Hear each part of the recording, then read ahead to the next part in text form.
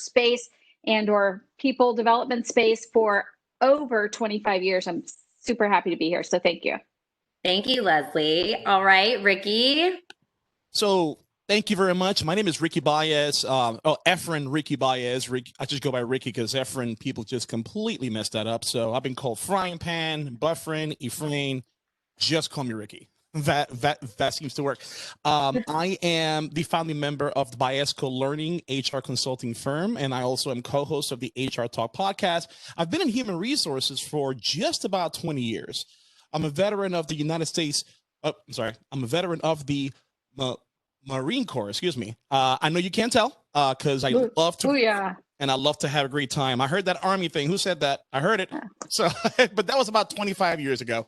But now what I focus on is just helping organizations move that needle from A to B, really down to earth, enlightening, vibrant learning environment type of an environment for any organization who really wants to move that needle from A to B and change the HR mindset of us versus them and just us together. So that's my goal. So that's me. So I thank you guys because you both have large company experience, small company experience. You've been in HR roles for most of your career. And now as great consultants, I am just appreciative that you've basically donated your time to chip in and just make the community better. So thank you in advance. So telehealth is one of my favorite parts of healthcare because it's so easy, it's cost friendly, it's effective. And I was thinking, HR people need telehealth. We need telehealth to solve our HR problems. And this is how this session has worked. We basically asked you when you signed up, what are your symptoms? What's bothering you? And we, as the telehealth doctors, we're somewhat crazy, but as the doctors, we can help you get some answers on how to manage your issues and how to forge a good path forward. So I thought that that's kind of the context for our time together today. And hi, Jessica, how are you? So good to see you. Jessica's one of my favorite clients. I'm glad she made time to join. You're not really late. We're just starting. And she's on mute, but that's perfectly okay. All right, so I'm going to start. One of these questions came in, and Leslie Miserak will take it. Wonderful. So I'm interested in your views on employee engagement and development with a particular focus towards HR being the enablers in both. Well, I think HR is an enabler in a lot of things in the organization, but not the only enabler. It is not the only, HR doesn't have to be the main person that's driving employee development and engagement, but it's definitely a leader or a participant in it. And I think that employee engagement is paramount, as well as development is paramount if we want to keep good employees around for a long time. If our goal is to really keep them in place, to keep them coming back, get referrals of their friends that might be like-minded workers to join us. So I think it's really, really important to be thinking about this. Why does employee engagement and development matter? Well, it matters because it is very expensive to hire new employees. Is it not, Summer and Ricky? Yes, it is. Everybody on this call probably agrees. Yeah, without it, it is very expensive. It is laborious. It is time consuming.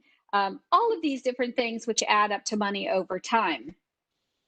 So I think one of the best things we can do, and I'm going to talk about this in the onboarding question a little bit later because they all kind of start to smush together.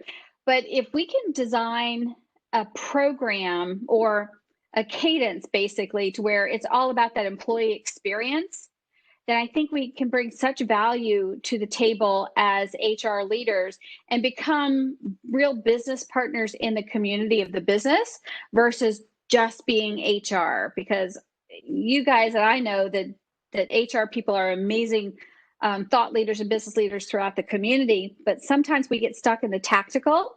This is a great way to really be thinking about the kind of overall employee experience as a whole. So, Summer, Ricky, what are your thoughts to build off of that? What you said is spot on, but I also think a lot of times in HR, we look at engagement, employee engagement and employee development as programs. And that is why, and that's back to the tactical, that is why those things don't really resonate with the head and the heart of the employee. So Yeah, to make sure So to make sure you really, as the HR practitioner, understand here's our business goals that we want to achieve and how do we capture the head and the heart of our employees. If you answer just that question, I think you'll be an enabler of all of that. Yeah, and it's about the whole experience. It is not about it being a program, because a program has a beginning and an end. This is about that whole life cycle experience of the employee. So if we take it out of the mindset of being a program into being something that is experienced by the organization as a whole, I think it could be really valuable. All right. So Ricky, I'm going to cut you. I'm not, all right, chime in, but we can't all weigh in on every question because otherwise we won't get to everyone's questions. So I'm going to be the tough moderator right now. no, Go girl. Feel free to cut my mic off. No, I just wanted to add that, it's if we look at employee engagement from the HR perspective, that's only 50% of the issue, right? Because in order for us to really focus on engagement with the associates and the employees and management for that matter, we got to focus on our relationship with operations, with those executive business leaders, because they can't just look at us for development. The employees have to look at the organization as a whole. Yeah. The leaders just focus on us on that, then that's just not fair. And we're going to be really pretty much spinning our wheels if we don't focus on the relationship and make sure both ops and HR are on the same sheet of music. That's a great point, Ricky. The internal relationship. So it's not an HR project program effort. It's a leadership one. I was fast. That's great. Thank you, Ricky. I'm very impressed. And now I'm spinning it back to you because I know in some large organizations, you've done a lot in employee relations. And I happen to know that you know how to take a non-motivated employee and get their head back in the game. We all know as HR practitioners, it takes a ton of energy to coach people in or out. So how have you approached that in your career? So it's how I approach that really depends on the environment that we're currently working in. What we do today to address that issue is going to be completely different of what we've done 12 months ago. I think we've seen that, and it's going to be extremely different of what's going to happen 12 months from now. So the first thing that any HR person or leader for that matter needs to do is just to take a step back and figure out exactly what's going on with that employee first.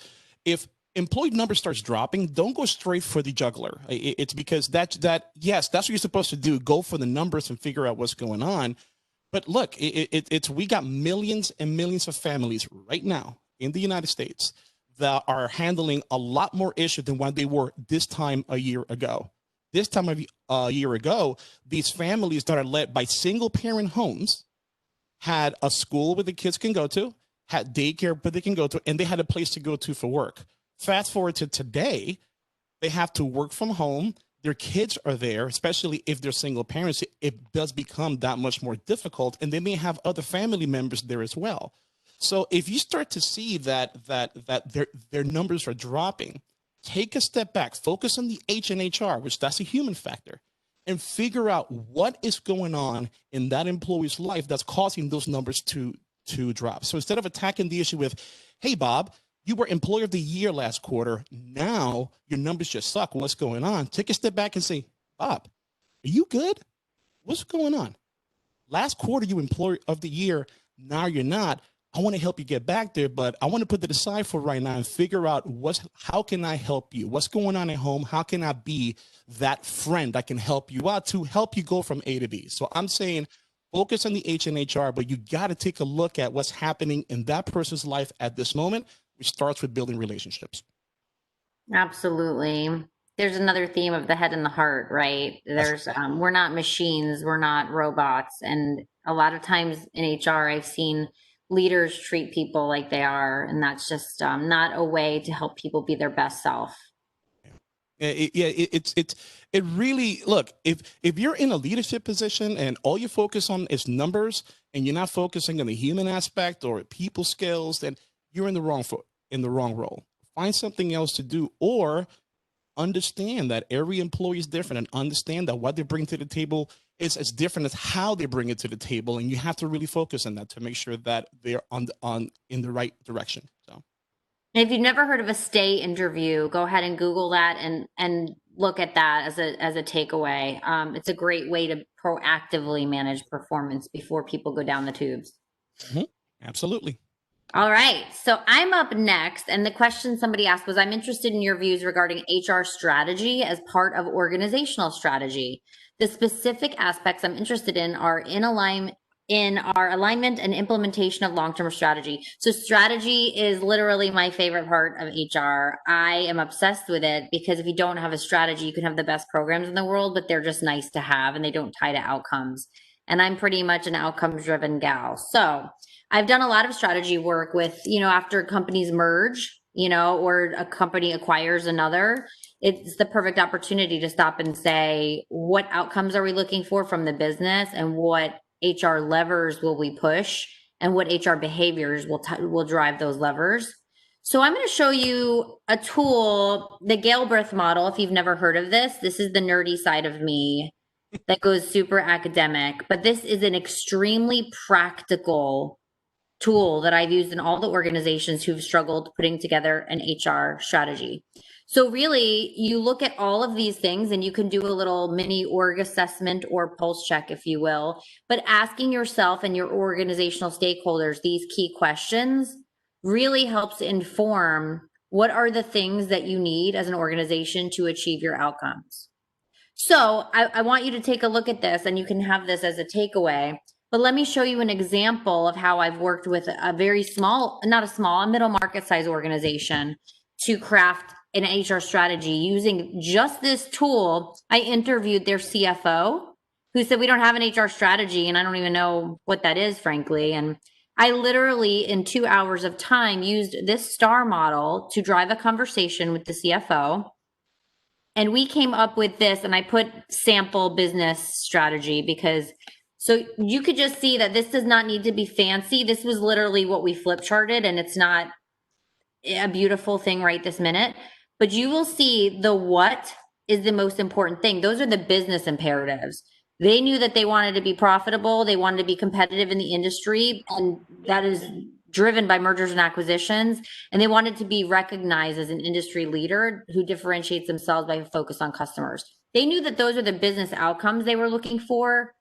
So I asked the question, well, how do our people help us get those outcomes? And we came up with the HR strategy of, to achieve these imperatives, we need to hire, develop, and empower the best talent in the industry.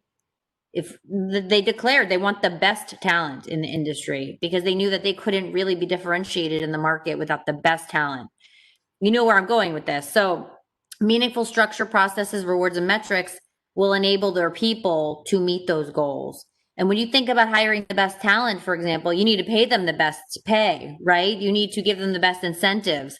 So this strategy statement really drives the way that you structure your company, the processes you put in place, the rewards you put in place, and the people. So this was just the big picture of how we started the conversation with the CEO around really tying HR strategy to business outcomes. You can see that the what is the actual business outcomes, but how, that's the people stuff. So every time that they're not sure of what they're supposed to do with a business decision, we just go right back to this and say, does it align with what we said we are driving towards?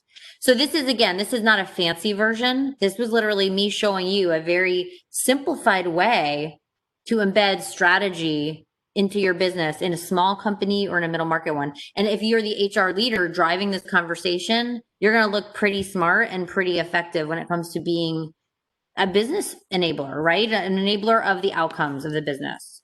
So that's the STAR model by Galbraith, and I do love it. And you don't even have to tell anybody you're using it. You just use those questions to properly have the right type of conversation.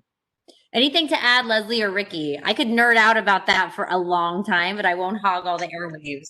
You hit the nail on the head in that one. I think you're right. Yeah. So Leslie, now let's, self-care is pretty hard for HR. I think everyone in HR that I know, they burn the candle out at both ends and they want to be all things to all people. We don't know how to handle boundaries. So how do we as HR practitioners develop ourselves when there's not enough time in the day, frankly? Yeah, when we're juggling a million things on our plate, right? And I love this question. I was so excited to kind of revisit this question today. And it almost kind of goes back to using this STAR, thinking about strategy, structure, business process, people, practices, rewards, and metrics. It's really that analysis is what you start with. You may not use those words exactly, but start with some analysis. Understand what your strengths are. What are those gifts that you bring to the table? what are the gaps? What are the things that maybe might be development areas for myself, and really understand what those are. And then the next piece is where you start to lay out the goals, and what is it you want to accomplish? Where do you see yourself? So those first three things are really about understanding where you are, and then second, understanding where you want to go. Once you have that, then it's really easy, so much easier to start to create that journey or that map of your path forward. And there could be things that you can do, like getting a mentor. I know Ricky, Summer, and we all have mentors in our worlds that we talk to on a regular basis, and we reach out to, that are go-to people depending on what our challenge or our question is. Use a coach for accountability. We've talked about coaching already. Coaching is a really important growth tool. And while I love training, I love delivering training, training is not the only way to grow. Having a mentor, having a coach, both incredibly valuable because they're that human contact and they help you put context to the content that you're learning. Another really great way to learn and grow is through books, reading books, and better yet, my favorite is listening to books, listening to audiobooks. You can download them for free from the public library, and do it while you're driving in the car, while you're walking to work, while you're walking to lunch, while you're just taking some exercise or jogging or whatever, doing chores around the house. Great way to really kind of absorb other people's perspectives on topics, because there are multiple perspectives. There's 1,000 different leadership perspectives out there by different authors, if not even way more, that you can glean something from. Some of them might sound familiar, but you can get something different from each other's perspective. Another really great way is by clearing off your plate a little bit. How do you delegate stuff to other people that can help them grow, thereby taking something off of your plate so that you can then start to fill your plate with something else? And then how I would encourage you to fill your plate is, all of us have projects, do we not? Some of us have multiple projects that we are working on. And what I would suggest you do, if there's an area you want to grow into, is step into that project with the perspective of learning something different. Quite often when us as HR leaders, we step into a project, we're coming into it from the HR side or the people side, et cetera. Well, if finance or business strategy is a place we want to grow, or finance is a place we want to grow, or even project management is a place we want to grow, then maybe step into that project with a different mindset, taking a different role within that project and growing through that. So those are just some thoughts on ways to grow when you've got a gazillion things going on. I think that's awesome, Leslie. And I will say, we mentioned Disrupt HR earlier. Organizations like that are fun and they bring a lot of energy and enthusiasm to the table. It's a nice way to just network with other people and get ideas and refresh yourself. Get away from the business for a minute. Yeah. Thank you. All right. So let's talk culture. Ricky is a culture king. Ricky has dressed up like the bearded lady at a recent event. He'll never live it down, but he truly knows how to create a culture where people like to come to work and have fun at work and look forward to driving to work. So I assigned this question to him. How do you really engage and retain talent, and how do you build or modify the culture in the new normal? That second question is interesting. It's how do you modify the culture? So I was thinking about that, because I'm like, if you're really deeply rooted, embedded culture, do you modify it? So I was thinking about that for a while, but I'll go back to that one later. Let me focus on how do you really engage and retain talent. There's two ways, right? Like every other human being, if you have a vested interest in any project, whether it's work, school project, something at home, things with your kids, whatever the case may be, if you have a vested interest in it, then you have that wanted, that need to see it through from beginning to end.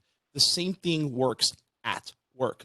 If you show your employees how their job has a direct connect to the goal of the organization, and how their job, however far it is from the CEO seat, if you're able to convey to that associate that what widget they produce here, how it helps the organization, the mission, culture, and vision, how it helps that be a real tangible thing that people can feel and really live through and understand, then that's the first step. So get them involved.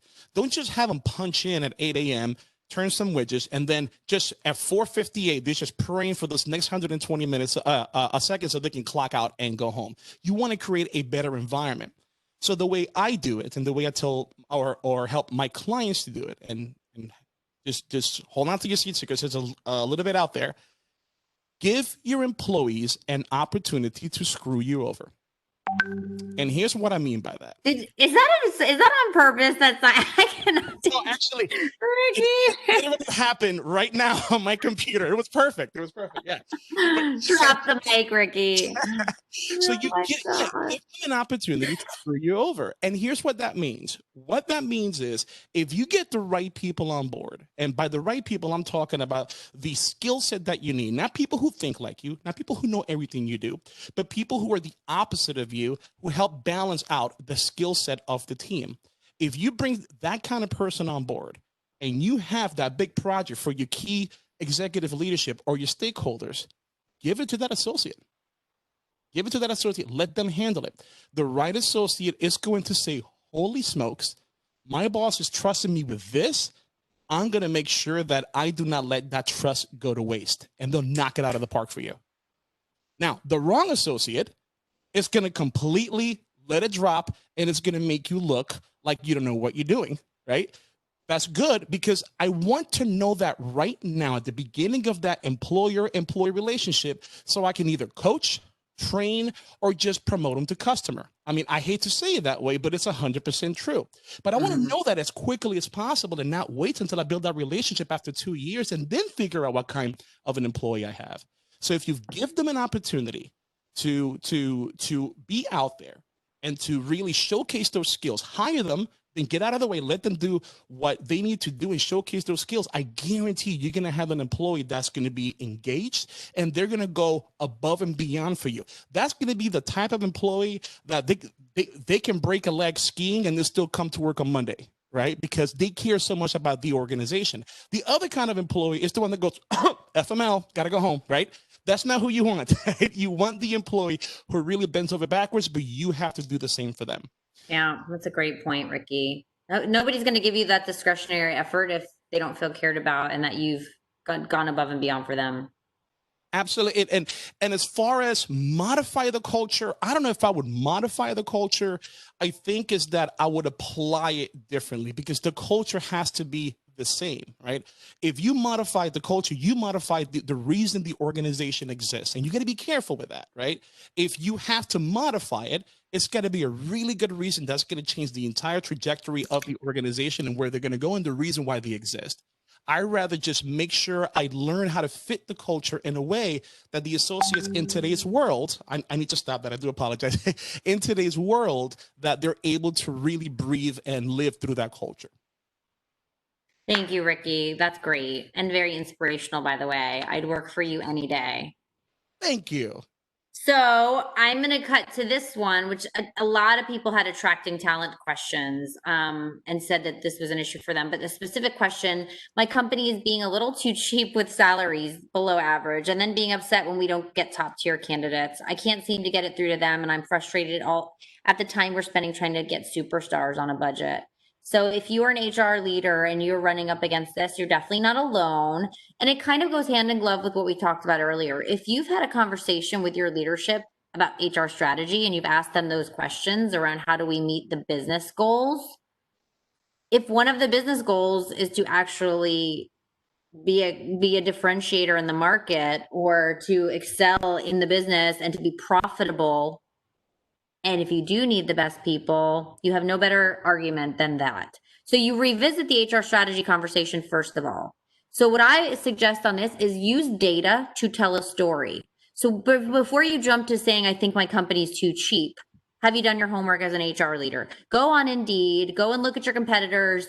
Are we paying below the benchmark? If we are, okay, catalog all the data, put it into a PowerPoint, tell a story showing the differences. You may be surprised and learn you're not paying too little. It's just that you have a crappy culture and that's why people aren't staying. So be mindful of accuracy. Once you have your accurate data, you can then go to your leaders and say, hey, when we talked about our business imperatives for 2020, we said we wanted to be profitable and we wanted to exceed our goals. We're not today, or we are, but we could be doing better. And one way we could be doing better is with having better people and less turnover.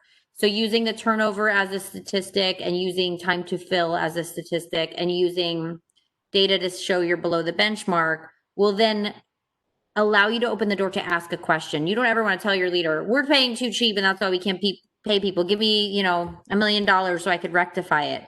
You need to say, hey, is it still a priority that we hire the best and meet our business goals? Is it still something that we need to do to be effective in the market? Or can we frankly hire average people and have high turnover? Some businesses are okay with that and can thrive perfectly fine with very average people turning over regularly. It depends on the business. So you really want to just simply be curious versus stating your, opinion. I think you're using your data and stay curious is my opinion on that one. That's a good point. It's if I could just jump in real quick, Summer, I do it because I love this question as well. If the organization says no, then you've got to get creative with how you're going to package it to sell the idea to the candidate. So maybe money is not that motivating factor for that candidate. Maybe promotional opportunities is. So do some research to see, based on that person's skill set, how quickly can they move up with the organization. If your company says we're okay in hiring average people, okay, fine. What's the budget so we could do internal training to get them to the superstars we want them to be in 9 months? So Yeah. Those are great ad, Ricky. And sometimes I'm glad you brought that up. Sometimes for my clients, they know they don't pay the highest in the market, but what they'll do is they'll pay 100% of healthcare instead of 70% that the competitors pay. So it's not as big of a difference because you're not paying more base salary for all these people. You're paying more for healthcare, which then more people are covered and feel comfortable that they can get sick and not worry about it. So it's different ways to do a total compensation package. Right. Without a doubt. Thanks for bringing that up. Good stuff. Right. So onboarding seemed to be a topic of interest as well. And I know Leslie's really good at making that employee experience. So this is really, there's attracting the talent at the beginning, and then there's getting them to be successful from day one. Yeah. So, how I miss the days of getting on an airplane and going to meet a client instead of just having to meet them through Zoom. So imagine the airplane travel. There's so much more than just getting from Orlando to New York or New York to Chicago. There's so much more out there to the whole travel experience. Well, there is for employees as well. So think about onboarding or the employee experience as kind of a whole cycle. There's the pre-boarding before you get on the plane, all the things that happen before you get on the plane. There's the onboarding, that's the actual getting on the airplane. And then there's actually offboarding, how they get off the plane.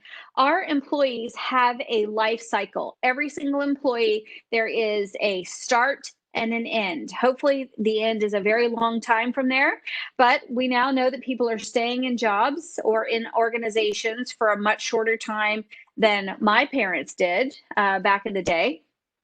So it's an opportunity to think about onboarding as a sequence versus a program, a sequence of events that happen throughout this employee's life cycle. And the onboarding really should deal with the first year. Some people say the first 6 months. I like to look at it for the first year. So what needs to happen is onboarding is way more than just them coming in and filling out their paperwork on their first day and then going to sit at their desk.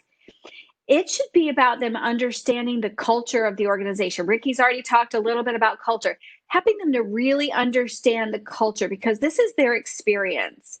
It is an opportunity for them to start to understand that culture and to understand how the work they're going to be doing fits into the culture. So a couple of the different things I want you to think about is designing that employee experience potentially backwards. Start at the end of an employee's life cycle and then start to think about what you want to happen along the way, because there are different things that can happen along the way.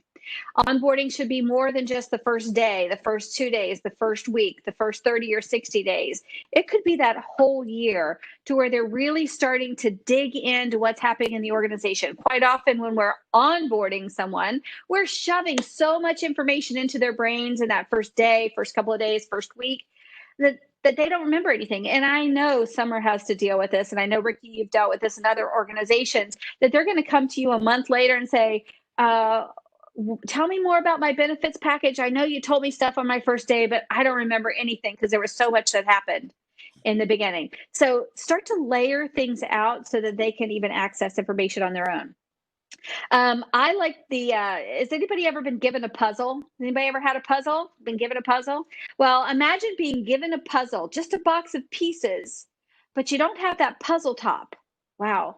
Imagine that's the job that you step into, and you've not been given that puzzle top box, so to speak. So you don't understand how your job fits into the context of the organization, how it fits with other departments, other pieces.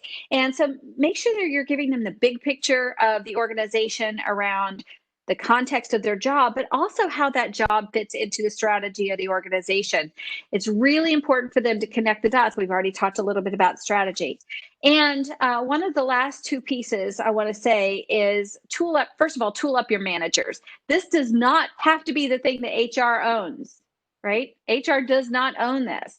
HR can help be that sequence developer, that partner in the process, but truly, leadership and the managers need to really own this process.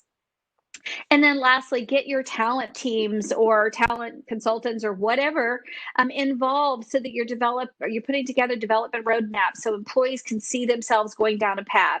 We know, especially with today's young employees that are coming out of college and grad school, they want to see a path. They're looking for things that are going to help them figure out where they go, because they're not going to want to stay in their job for 15 years. They're going to want to be there for 2 years or less before they go on to their next step. And some of them even more. They see themselves being the CEO in 18 months. Well, we don't necessarily see that, but they see it. So understanding what their development roadmap looks like. So think about this from the perspective, and we didn't even get to offboarding. We could talk about that another time. But think about this from a pre-board. Get that paperwork stuff done ahead of time. Onboard is about how they step into role. Offboarding is how they exit gracefully. Love it. And offboarding is a whole nother topic for nobody. Nobody brought it up today in the beginning, when they put their assessment questions in, but that is something we should touch on in the future. So thank you, Leslie. So Ricky, we're back to employee development was listed a number of times. It's obviously something that middle market and small market organizations want to do more of. They want to make it tangible. What did they do to promote employee development? So Leslie used the analogy of a plane. I'm going to use the analogy of a car, right? So car these days, actually, no, I'm going to take it back. If you wanted to take a road trip 15 years ago, and you were traveling somewhere that you've never been to before, you go to MapQuest, print out the instructions, and then you have to take your eyes off the road and figure out where to go, and you don't know if that's a street name or somebody's trying to sell you something because there's ads in it, right? So you have no idea. But fast forward to today, everybody has GPS in a car. Somebody gets in a car, they turn on the car, they punch in all the coordinates, look at me sounding all military, all the coordinates, and they drive to wherever the GPS tells them. But the GPS can only do so much. The GPS can tell you where to go, but the person actually has to have the car, maintain it. They have to get behind the wheel and actually drive to where the GPS tells you. So when it comes to employee development, the worst thing you can do, and I know we've all done this, I know I have, I've seen people on my team that I'm like, wow, they would be an amazing leader someday. And because I see that in them, they don't see it in themselves, I try to push them that way, even if they don't want to. Big mistake. Big mistake. It doesn't matter what you see in the employee. What matters is what the employee wants to do. Leslie said earlier that not every employee wants to be there for 2 years. Not every employee wants to do something different in 15 years, but some employees do, because I've met them. I've made a mistake a long time ago in pushing one of my employees into a leadership position because I saw she had the skill set, but she told me that's not what I want to do. That taught me a huge lesson. That taught me a lesson to, if there's only one simple tangible thing that we can do to promote employee development, is to let the employee drive their career path. Let them do it. You are the GPS in the car. The employee's car is their skill set. They have to maintain it. They have to make sure their car note is on time. They got to make sure they rotate the tires and it's full of gas. That's their responsibility, not yours. And the employee's drive, the employee's willfulness to really do better to wherever they want to go, is the person behind the wheel who's going to turn on the car, put it in park or on stick, if you drive stick, and just drive. But you are the GPS, and it's they give you those coordinates on where they want to go. You just have to show them the way, but they have to drive there. That is the best way for you to get the best talent out of your employees. And I separate those things, but to get the best talent out of your employees, because they see you trying to help them, but knowing that you're not going to do that work for them. My advice, be their GPS. So I love that, Ricky. I also want to add some other tangible ideas, because a lot of times these are easy wins that leaders don't do. Things like a fireside chat or town halls that showcase people's development, paths, like an owner of a business talking about how they grew in their career and the mistakes they made, maybe, or the challenges they ran up against and how they mitigated the outcomes, negative outcomes of the challenges. Whatever it may be, just put something on the calendar and embed it into the regular way you do business. A lot of times that stuff's so easy, but they just don't do it. So that promotes development when you hear about growth from leaders in the company. Absolutely. Or even buying your employees, or maybe your up and coming leaders of your company, books and things that are inexpensive, and leaving it on their desk and saying, thought you might enjoy this. That is a tactical way to promote employee development. Sharing a YouTube video of something that you found powerful. Maybe it's Brene Brown on authenticity, or maybe it's something else, Simon Sinek on customer focus. Sending that out to employees is sending a message about that we want to develop you and we care about you, and it doesn't cost anything. A dog on a skateboard. Oh no, that's my favorite. Sorry. Go ahead. You're like, I'm going to kill you, Ricky. I don't even know who you are, Ricky. No, you're 100% spot on. I'm with you.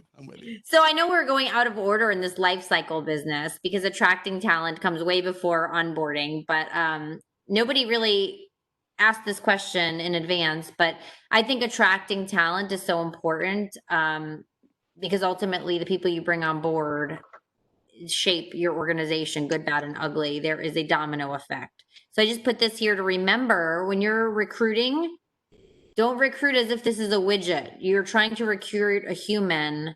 So treating them in a way that doesn't feel like they're jumping through hoops and walking on fire and going into a black hole. I think we've all been maybe rejected from jobs that we've interviewed for in a not so friendly, nice way. And to remember, you're an employment brand. The way you treat candidates matters to how people perceive your company. So even if you don't want to hire this crazy person you just interviewed, make sure that you're treating them in a way that is tactful and with grace, because they are a possible buyer or a promoter of your company outside in the world. So that's my reminder. This was a question we got at the last one regarding the hiring process. How can I constructively get hiring managers to be engaged in that process? The spots we're hiring for are going to directly benefit them, but yet hiring managers are dragging their feet. So here's an HR question that we got at the last session about HR wanting the business leaders to take some ownership of the recruiting process. Guess what? Remember I said to use data to tell a story? Remember the time to fill, and remember the turnover rate, and remember the cost that is associated with not having somebody in that seat, and use those metrics to light the fire for that person. And also, if a hiring manager doesn't want to prioritize them, getting a new person in their seat that will directly impact them, I don't want to say show them the consequences, but show them the consequences. Tell them, like, I cannot do this alone, and I worry that if you do not prioritize this, these are the outcomes you're going to be seeing, and I would hate that for you. So reminding them tangibly of the metrics. They may forget about what's going on. They may not realize that 3 people are overworking because there's a spot that's not filled.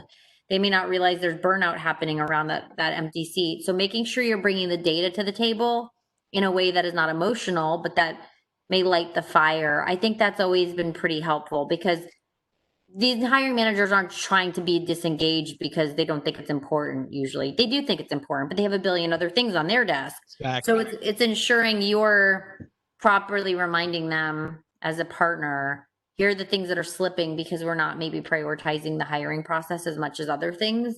And maybe we need to up that in order to get to the goals you said that we had. And so that person who asked that question said, how do I basically be assertive without being rude? You're never going to be perceived as rude when you're asking good questions, and when you're staying curious, and when you're reminding people of what they said they wanted. You know, think about a personal trainer. They have a person come in and say, I want to lose 400 pounds by the end of the year. And the personal trainer says, okay, so you want to lose X amount of pounds by the end of the year. What do you think we can do to get you there that you're willing to do out of this list? And the person says, I'm going to eat apples every morning for breakfast. I'm going to eat kale salad for lunch. I'm not going to have any more brownies for dinner. I'm out. They commit. Darn. They say all of these things. The personal trainer is not rude when they're asking the question, how is it going with the brownie eating? How, is 400 pounds by the end of the year still a goal you want to attain, or was that maybe too aggressive? So they are not rude when they're just simply holding up a mirror for the things that they said they wanted to do. They're just an accountability coach and a partner. And that's what HR is to the business. We can't want something more than they do, by the way. If a business doesn't care about getting good talent in the door, and you may want it all you want as the HR person, but you can only show them the consequences and the outcomes associated with behaviors. You can't want it more than they do.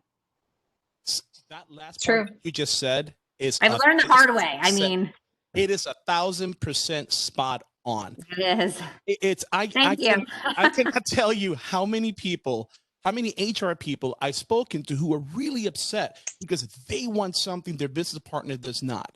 And what I tell them is, don't waste your time in being upset at that. You can want it more than they do, right? Remember, when you're coming up with a solution for your business partner, you have to come up with that solution with the idea that it's your business, and what will you do if it was yours?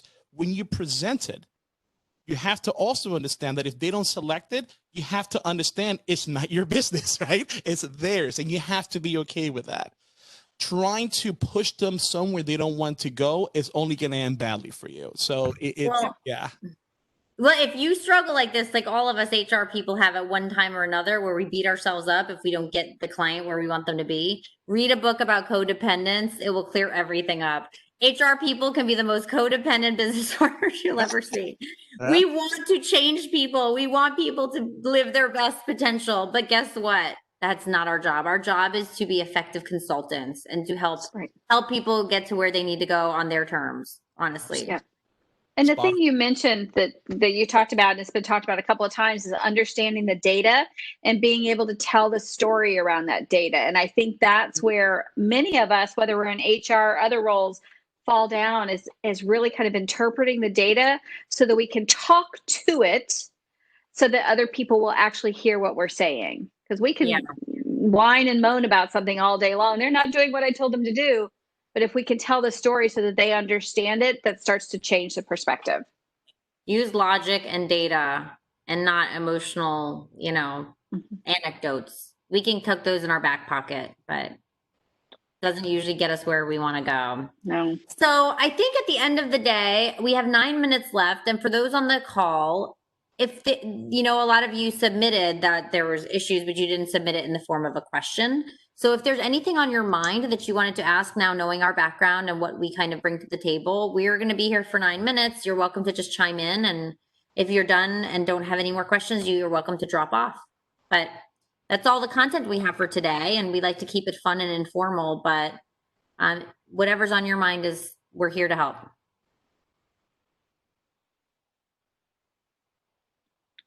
Well, while people are thinking, I just want to say, Summer, thank you very much for having me on. I appreciate doing this. I love doing it, actually. I love it too. And I recorded it, by the way. I did record it so we can send it to everybody who didn't make it today, since we had 30 say yes. I didn't want them to miss the boat, and then they can follow up with us if they need. Perfect. For the next one, Summer, I'm going to send you a new